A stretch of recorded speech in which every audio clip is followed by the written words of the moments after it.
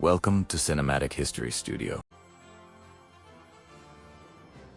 In 1796, John Adams became America's second president, inheriting a divided nation and rising global tensions.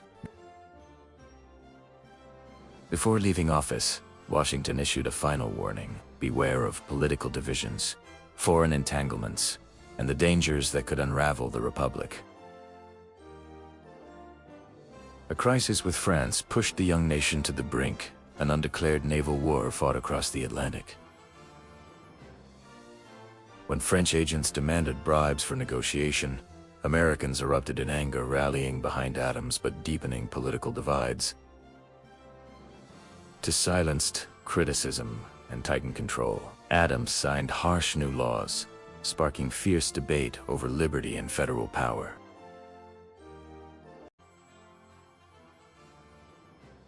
The election of 1800 exposed deep national rifts, with Federalists and the Democratic Republicans battling for the nation's future. Jefferson and Burr tied in the Electoral College, throwing the decision to a bitterly divided House of Representatives. Hamilton, who was Jefferson's rival for a long time, warned Congress that Burr was a danger, urging them to support Jefferson instead. After 10 stays and dozens of ballots, Congress chose Jefferson, marking the first peaceful transfer of power in American history. The Revolution of 1800 proved that political conflict could give way to peace, setting a model for democracies around the world.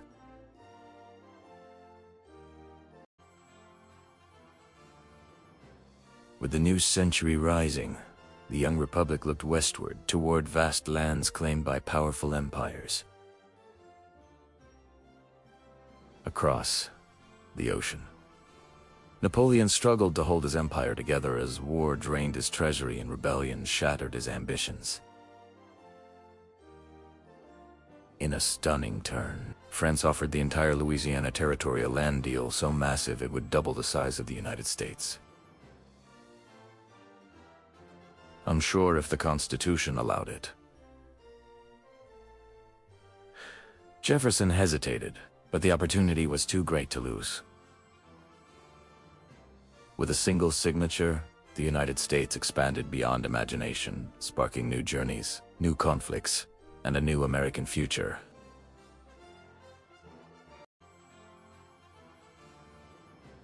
In 1804, Meriwether, Louis, William Clark, and a small band of explorers set out tasked with charting a continent no American had ever seen.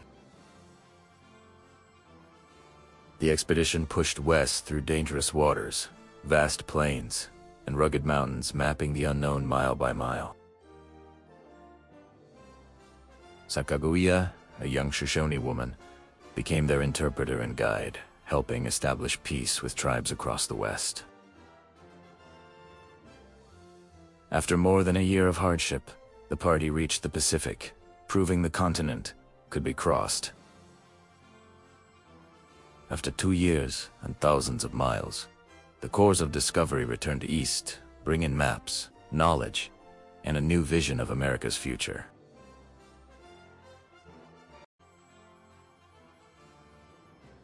In 1793, Eli Whitney's cotton gin turned a struggling crop into America's greatest export, unleashing explosive economic change. Plantations spread across the Deep South, powering mills, trade, and America's growing role in global markets. But the boom came at a terrible price. Enslaved people were forced into harsher labor, torn from families, and pushed westward.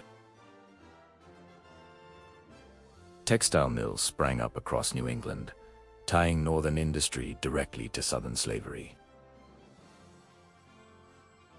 By 1820, cotton wealth deepened the nation's sectional divides, setting the stage for larger conflicts to come.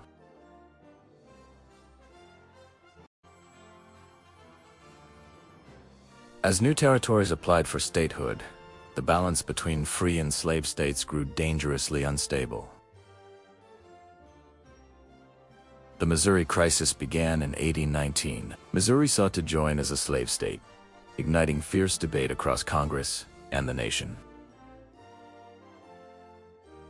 Henry Clay pushed for a solution, desperate to preserve the fragile Union.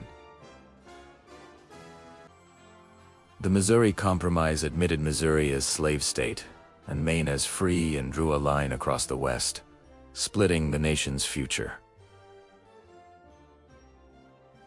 The compromise delayed conflict, but could not resolve it. Deep divisions remained and the Civil War loomed ever closer.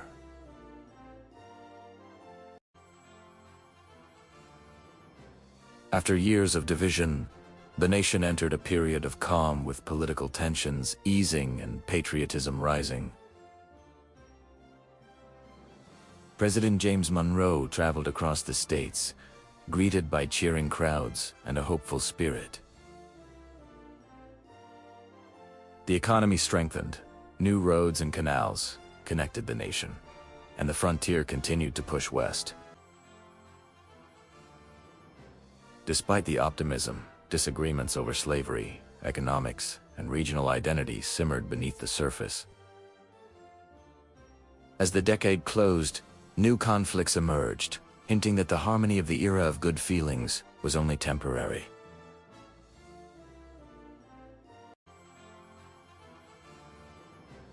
Andrew Jackson rose from the western frontier, a war hero who claimed to speak for ordinary Americans.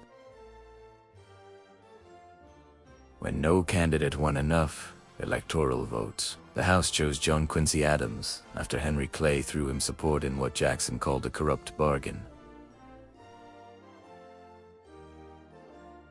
Outraged voters rallied behind Jackson. His supporters built a new political movement, soon known as the Democratic Party.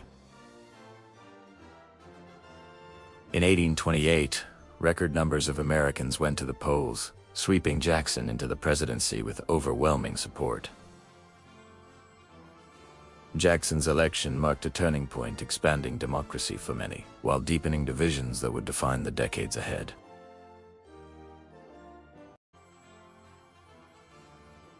Jackson's presidency marked a shift toward mass participation, bringing new voters into the political process. Property requirements for voting fell across the states, empowering millions of people who had never voted before. Jackson denounced the national bank as a tool of the wealthy, vetoing its renewal and reshaping America's financial future. Jackson rewarded loyal supporters with government posts, declaring to the victor belonged the spoils, a practice that would shape politics for generations. Jacksonian democracy expanded political participation, but also deepened social divides that would continue to test the young nation.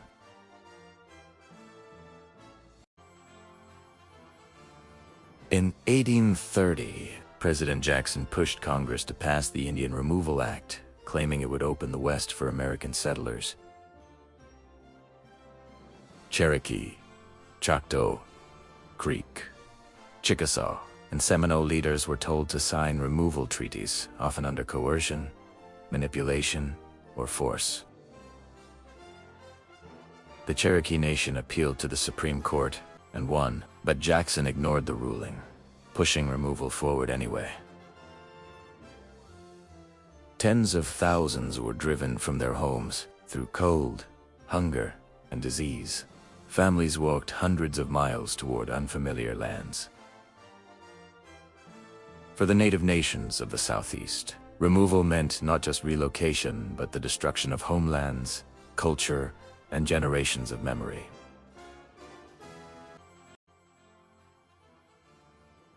Meanwhile, in the early 1800s, cheap land, adventure, and new opportunity drew families across the Appalachians, beginning America's Great Migration. Settlers packed their belongings into wagons and set out along dusty trails facing long distances, rough terrain, and an uncertain future. Harsh weather, disease, and shortages of food and water tested every traveler, turning the dream of the West into a struggle for survival. Step by step, Settlers built cabins, farms, and marketplaces, creating new communities across the expanding frontier. Fueled by hope and determination, migration reshaped the nation, opening new lands, new conflicts, and a new American identity.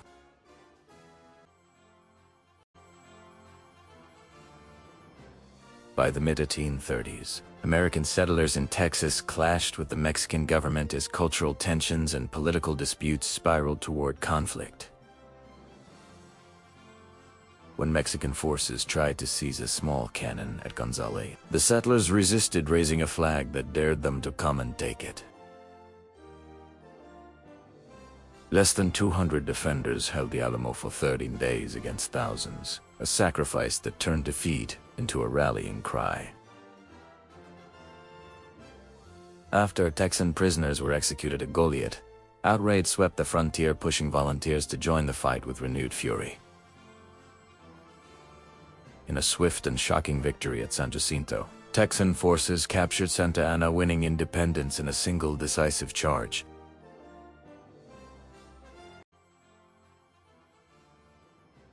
In the 1830s, a wave of reform swept across America, driven by citizens determined to build a more just and moral society. Abolitionists filled churches, meetings, and printing presses, calling for the end of slavery and risking violence to spread their message.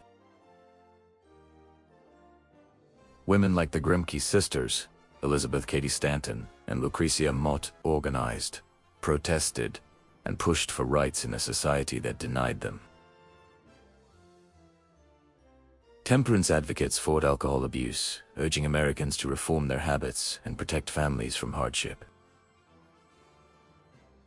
From abolition to women's rights, reformers changed the nation's identity, planting seeds that would grow into future movements for justice.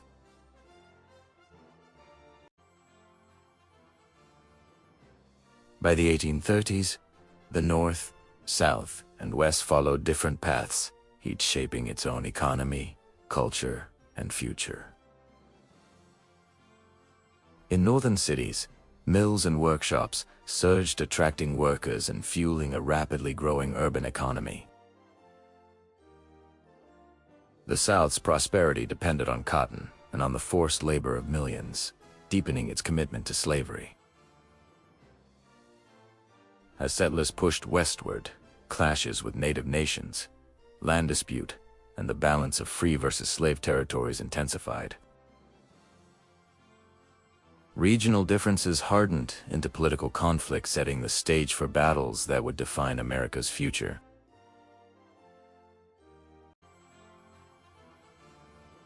As settlers moved into disputed lands, tensions between the United States and Mexico reached a breaking point.